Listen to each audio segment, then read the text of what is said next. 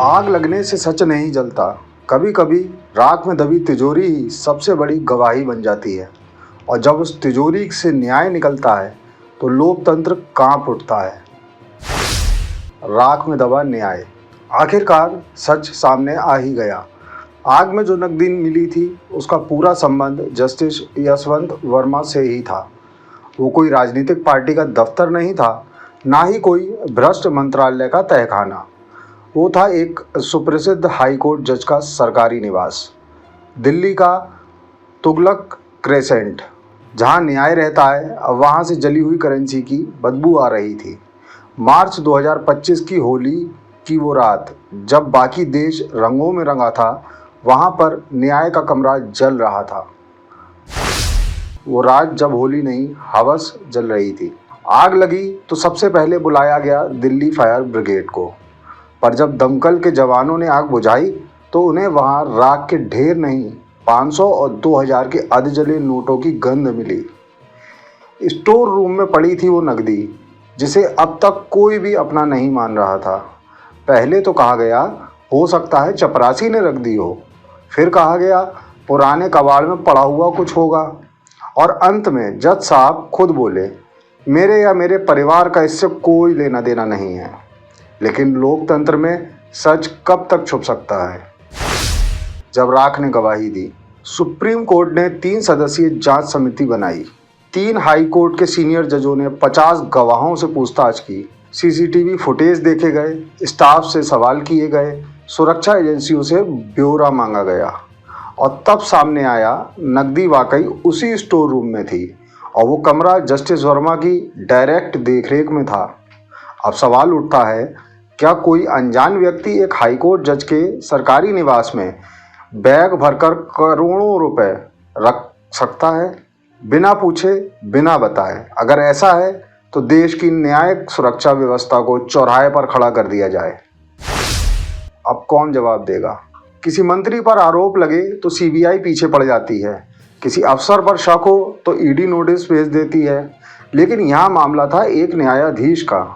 ना कोई रेड पड़ी, ना कोई एफआईआर, बस इंक्वायरी चलती रही और जज साहब स्थानांतरित होते रहे। हाँ, जस्टिस वर्मा को दिल्ली से हटाकर इलाहाबाद हाई कोर्ट जरूर भेज दिया गया, और कहा गया वो अब कोई न्यायिक कार्य नहीं देखेंगे। मतलब साफ है, आप एक ऐसी गाड़ी में बैठे हैं जिसका स्टीयरिंग निकाल दिया गया है, लेकिन ड्राइवर अब भी सीट पर बैठा है। लेकिन ये पैसा आया कहाँ से? यहाँ कहानी और रोचक हो जाती है। कई मीडिया रिपोर्ट्स ने बताया कि नोटों की हालत से ऐसा लग रहा था कि वो नए नहीं थे। मतलब ये काली कमाई लंबे समय से इकट्ठा की जा रही थी। कोई कहता है पुराने केसों का हिस्सा होगा, कोई कहता है किसी पार्टी से रिश्ता होगा, और कुछ तो ये भी बोल रहे हैं शायद ये न्यायिक सौदों की पहली झलक है जो अब तक बंद दरवाजों के पीछे होती थी। पर सबसे हैरानी की बात यह है, कोई गिरफ्तारी नहीं, कोई कड़ी कार्रवाई नहीं, बस एक ट्रांसफर लेटर। लोकतंत्र की आंखों में धुआं।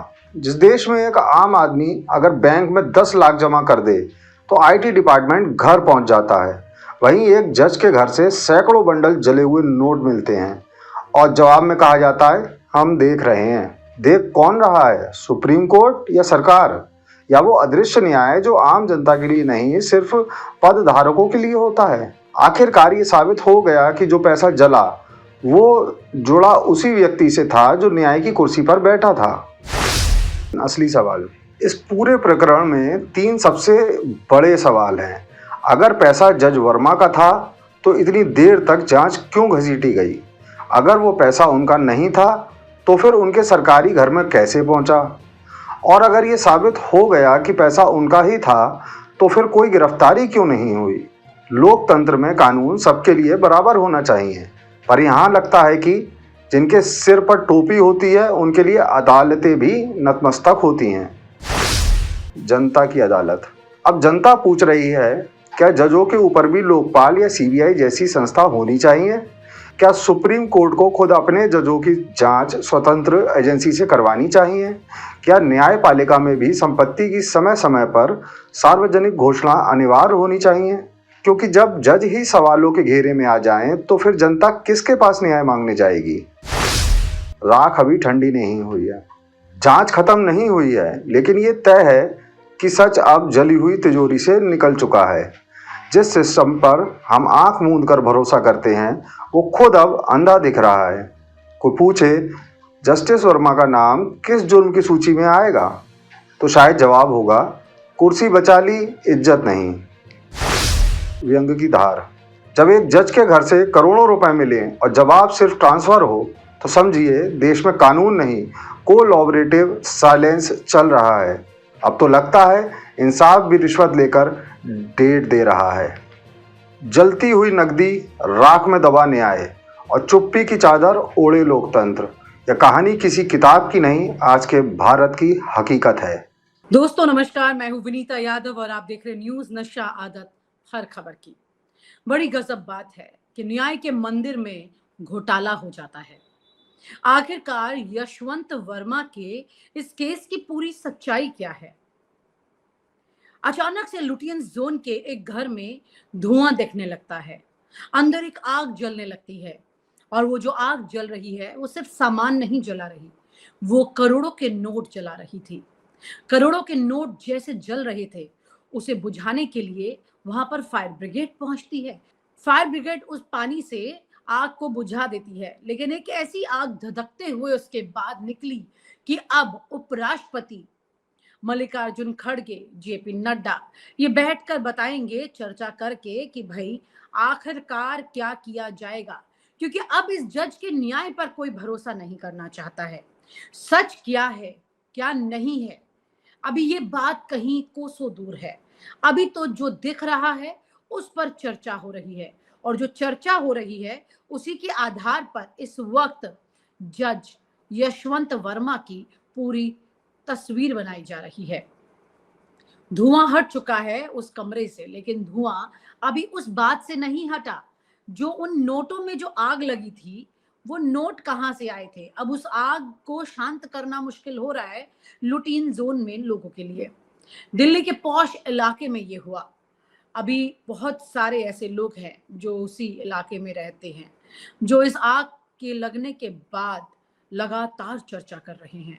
सब में ये चर्चा हो रही है कि आखिरकार ये आग जो लगी, इसके बाद अब क्या होगा। क्या इसी तरह से किसी और के साथ भी कुछ हो सकता था? बड़ी बात यह है कि ये लाखों करोड़ों की जो नकदी है, ये सिर्फ महज नोटों के टुकड़े नहीं है। ये लोकतंत्र में एक खास स्तंभ के उस जिम्मेदार व्यक्ति की बात हो रही है जिसने विश्वास को धराशायी कर दिया। अभी फिलहाल यही तस्वीर दिख रही है। यही था दिल्ली हाईकोर्ट के जज यशवंत वर्मा का सरकारी निवास का पूरा चिट्ठा। दिल्ली हाईकोर्ट के जज यशवंत वर्मा के सरकारी आवास से जो जली हुई नकदी के बाद न्यायपालिका में भूचाल आ गया है। सुप्रीम कोर्ट ने इस मामले को गंभीरता से लेते हुए रिपोर्ट तलब कर दी। बड़ी बात यह है कि पहले इस मामले को उठाया जा रहा था क्योंकि जैसे ही आ रहा था आगे जा रहा था। उसके बाद इस मामले को एकदम से दबाने की कोशिश की गई और पाक साफ दिखाने की कोशिश की गई।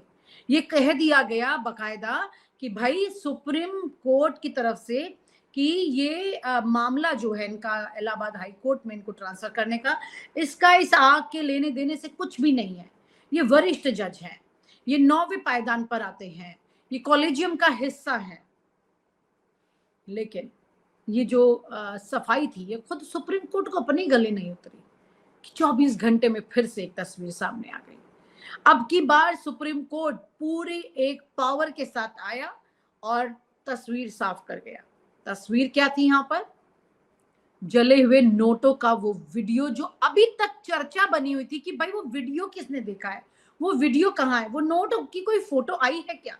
यहाँ पर सुप्रीम कोर्ट ने खुद सबके हाथों में ये शस्त्र दे दिया और उसके बाद 3 सदस्य कमेटी जो है वो, अब अगर कमेटी नहीं बनी होती उस वक्त तो ये पूरी बात दब जाती। अब कमेटी बन चुकी थी, इसीलिए 24 घंटे के अंदर ये पूरी तस्वीर सामने आई और जो लोग उन्हें पाक साफ बताने की कोशिश कर रहे थे उनकी पूरी मेहनत पर उसने पानी फेर दिया। सबसे बड़ा सवाल, ये पैसा आया कहां से? क्या ये किसी घूसखोरी का हिस्सा था या फिर ये एक बड़े मनी लॉन्ड्रिंग नेटवर्क की सिर्फ एक झलक है? इसी बात पर समाजवादी पार्टी के राष्ट्रीय अध्यक्ष ने ये कह तक दिया कि भाई किसी से उधार लिया होगा, ये तंज उनका जो था इन पर, जज यशवंत वर्मा पर, वो साफ बता रहा था कि तस्वीर जो है अंदर खाने सबको पता चल चुकी है। पहले जानते हैं कि जज यशवंत वर्मा का इतिहास क्या है, कौन है ये व्यक्ति। जस्टिस यशवंत वर्मा दिल्ली हाईकोर्ट के एक सम्मानित जज माने जाते थे, लेकिन क्या ये सम्मान सिर्फ दिखावा था? क्या पर्दे के पीछे कुछ और खेल चल रहा था? ये एक बड़ा सवाल यहाँ पर है। ये पहली बार नहीं है कि जब किसी जज पर सवाल उठे हों। इससे पहले भी कई बार न्यायपालिका के अंदर भ्रष्टाचार के मामले सामने आए हैं, और सिर्फ इनके बारे में बात नहीं हो रही है। एक और जज हैं जो इलाहाबाद हाईकोर्ट के हैं, जिन्होंने बेहद शर्मनाक टिप्पणी खुद दे दी है। एक रेपिस्ट की भाषा में उन्होंने रेप नहीं है ऐसी बात कह दी है। ये सब भी आपके पास खबर आ चुकी है। इन शब्दों को वापस दोहराने में भी शर्म आती है, जो एक जज ने कोर्ट में बैठकर कही है। आगे बढ़ते हुए मैं आपको बताना चाहती हूँ कि किस तरह से अमेरिका में भी इस तरह की एक तस्वीर सामने आई थी। किड्स फॉर कैश स्कैंडल की ये तस्वीर थी। अमेरिका में किड्स फॉर कैश स्कैंडल को याद कीजिए, जहां 2 जजों ने प्राइवेट जेलों से रिश्वत लेकर निर्दोष बच्चों को जेल में डाल दिया था। क्या भारत में भी ऐसा ही कुछ हो रहा है? क्या है ये घोटाला? अगर जज ने पैसे लिए हैं तो किसी निर्दोष के साथ कुछ गलत जरूर किया है, ये तो साफ है। इस घोटाले की पोल तब खुली जब जज यशवंत वर्मा के सरकारी आवास पर आग लग गई थी। ये सब आप जानते हैं। वहां के दमकल कर्मियों ने भी अपनी बात बताई, सफाई कर्मियों ने भी अपनी बात बताई, और ये घोटाला अब इस तरह से सड़क पर आ चुका है कि इसे छिपाना बड़ा मुश्किल हो चुका है। अब जज यशवंत वर्मा पर कड़ी कार्रवाई होगी, ये आप तय मान लीजिए, क्योंकि अगर ऐसा नहीं हुआ तो आने वाले वक्त में बहुत सारी तकलीफें देखने को मिल सकती हैं, क्योंकि लोग अब इनके खिलाफ बहुत उठ गए हैं। खुद दिल्ली हाई कोर्ट के जो एसोसिएशन है, बार एसोसिएशन, उन्होंने भी अच्छी खासी मांग उठाई है कि भाई आप इस जज के खिलाफ एक्शन लें। दिल्ली हाई कोर्ट में अगर ये फैसले नहीं ले सकते तो इलाहाबाद हाई कोर्ट में भी क्यों लेंगे? यहाँ का न्याय न्याय, वहां का न्याय क्या न्याय नहीं होगा? तो वहां पर भी एक भ्रष्ट जज कैसे भेजा जा सकता है? भ्रष्ट जज, मैं इन्वर्टेड कॉमा में कह रही हूँ। अभी तस्वीरें और साफ हो जाएंगी। अभी तक वो खुद को इससे पाक साफ बता रहे हैं। क्या जज के साथ कोई साजिश हुई है, या जज किसी ऐसी चीज में लिपटे गए हैं? क्या है सच? ये बड़ा मामला है।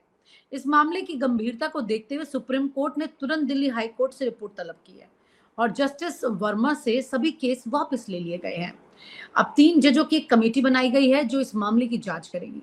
साथ ही ये भी खबर है कि जस्टिस वर्मा को इलाहाबाद हाई कोर्ट भेजने की जो सिफारिश थी उस पर भी चर्चा हो रही है कि अगर वहां गए भी तो किस कैपेसिटी में जाएंगे, कौन इनके न्याय को सुनने वाला है। अब सवाल ये उठ रहा है कि क्या सिर्फ एक जज का घोटाला है, या पूरी न्यायपालिका में भ्रष्टाचार फैल चुका है? क्या आने वाले समय में और भी नाम सामने आने वाले हैं? ये एक बड़ा सवाल है। अगर देश की न्यायपालिका में ही भ्रष्टाचार घर कर गया है तो आम जनता न्याय के लिए किस पर भरोसा करेगी? आपको मैं एक और बात बता दूं, इलाहाबाद हाई कोर्ट जो है वो खुद ये बात बोलने पर हो सकता है कि कुछ लोग ऑब्जेक्शन कर दें, लेकिन मैं ये बात इसलिए बोल रही हूँ कि इलाहाबाद हाई कोर्ट पर में जो जजेस अपॉइंट हो रहे हैं, जो जजेस आ रहे हैं, वो खुद कई लोगों के सवालों में घिरे हुए हैं। इलाहाबाद हाई कोर्ट में अगर आप लोग प्रैक्टिस करते हैं या इलाहाबाद हाई कोर्ट के इर्द गिर्द घूमते हैं, जाते हैं, तो आपको ये बात अपने आप में पता होगी जो बात मैं कहने की कोशिश कर रही हूँ। बाकी आम जनता शायद इस बात को उस गंभीरता से ना देख पाए, ना समझ पाए, ना सुन पाए। मुझे भी एक मतलब अब ये जो सच है ये आम जन में कुछ लोगों के पास पहुंचा हुआ है। जज यशवंत वर्मा को लेकर मेरे पास कुछ मैसेजेस आए, जिसमें ये लिखा हुआ था कि मेरे पास इससे जुड़े तमाम सबूत हैं, मैं ये दे सकता हूँ। मैंने जब उस व्यक्ति को फ़ोन करके बात की कि आप सबूत दीजिए, तो उन्होंने कहा, किसी और राज्य का उन्होंने नाम बताया, कि मैं यहाँ नहीं, मैं दूर हूँ, और आप किसी को मेरे पास भेज दीजिए क्योंकि मेरी जान को वरना खतरा हो सकता है।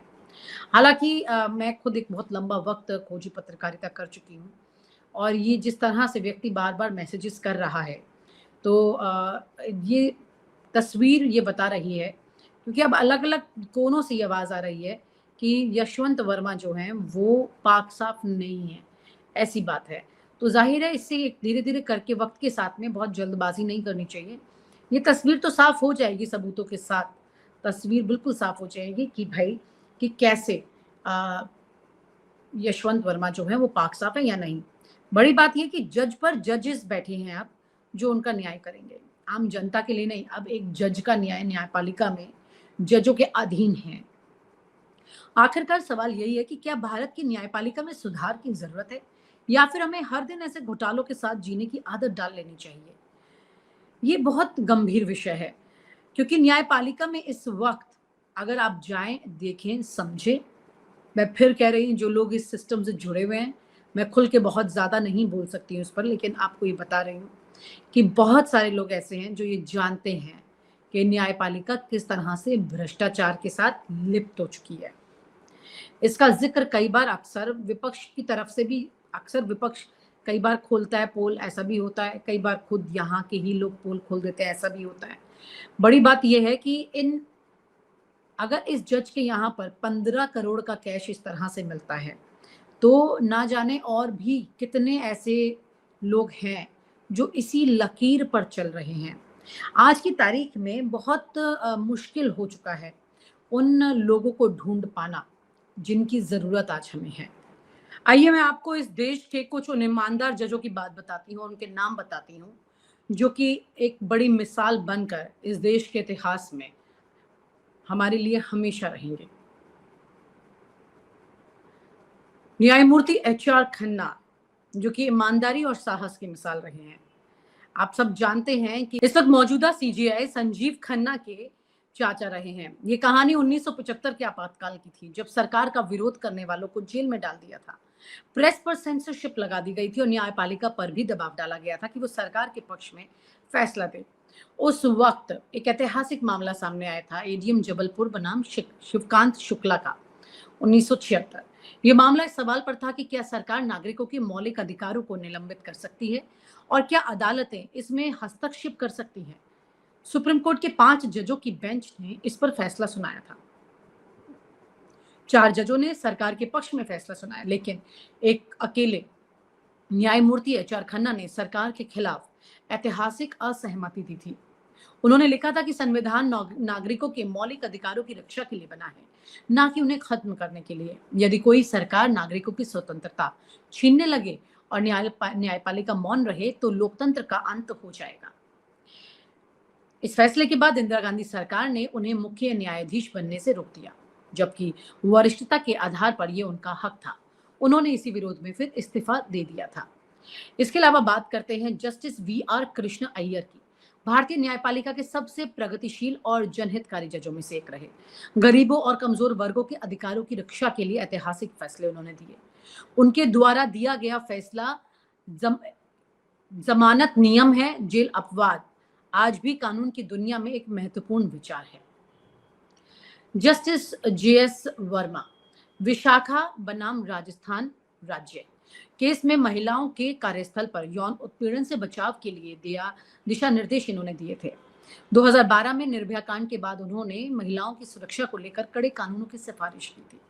जस्टिस K सुधाकरन रेड्डी, भ्रष्टाचार के खिलाफ सख्त फैसले इन्होंने दिए और न्यायपालिका की स्वतंत्रता को बनाए रखने के लिए कई महत्वपूर्ण निर्णय भी लिए। जहां पर इन्होंने महिला की सुरक्षा के लिए बात की, वहीं पर आज इलाहाबाद हाईकोर्ट का एक जज रेप की लगभग हर कदम को पूरे करने वाले एक्शंस को रेप मानता ही नहीं है। गंदी भाषा में अपना निर्णय सुनाने वाला ये जज किसी शर्म को ताक पर कहीं रखकर ऐसे बात कर रहा है कोर्ट में, जिससे कि बाकी सब लोग शर्मसार हो गए। जो भी इस मुद्दे के बारे में बात कर रहा है वो उसके बारे में खुलकर जिक्र तक नहीं कर पा रहा है, क्योंकि ये वाकई में बेहद शर्मिंदगी वाली बात है। ऐसे लोग अगर इतने बड़े पदों पर बैठे होंगे तो हमारी सुरक्षा कौन करेगा, ये अपने आप में एक बड़ा सवाल है। आज भी भारत की न्यायपालिका दुनिया की सबसे स्वतंत्र और मजबूत न्याय व्यवस्थाओं में से एक मानी जाती है। हालांकि मामलों की देरी, भ्रष्टाचार और राजनीतिक दबाव जैसी चुनौतियां इनके सामने हमेशा रही हैं, लेकिन जिन जजेस के नाम मैंने आपको लिए उन्होंने वाकई में एक बड़ी लकीर खींची है और सत्ता के खिलाफ भी जाकर या महिलाओं की रक्षा की बात करके उन्होंने लोगों के जहन में, दिलों में अपनी जगह बनाई है, जिससे कि लोगों का विश्वास न्यायपालिका पर मजबूत होता है। और आप हमसे जुड़े रहने के लिए सब्सक्राइब करें YouTube पर, फॉलो करें Twitter पर और लाइक करें Facebook पर। और ज्यादा जानकारी के लिए आपको टाइप करना होगा सिर्फ न्यूज नशा।